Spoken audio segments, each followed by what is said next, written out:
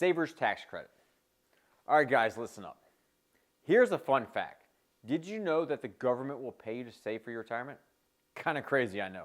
So let me tell you what's involved.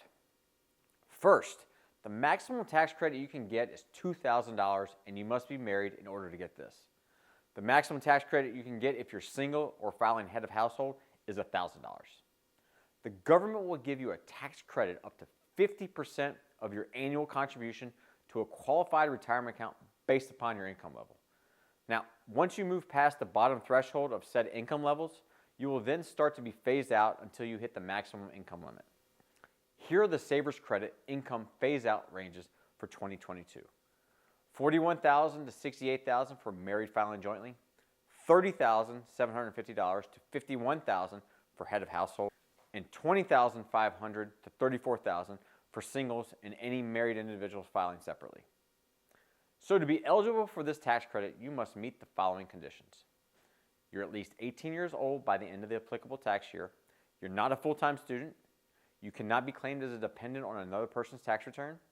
You contributed to an employer-sponsored retirement plan, an ABLE plan, or a traditional and/or Roth IRA. Your adjusted gross income must not exceed the limits mentioned. And lastly, you'll need to file Form 8880 with your tax return.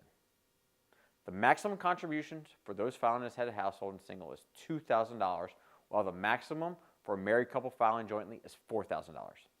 As a result, the maximum tax credit for head of households and single filers is $1,000. It's 50% of $2,000 of contributions, and $2,000 for married couples, 50% of $4,000 of contributions. Let's take an example. Heather, whose tax filing status is single for 2022, has an AGI of $20,200. She contributes $1,000 to her employer-sponsored 401k plan, and she contributes $600 to her traditional IRA.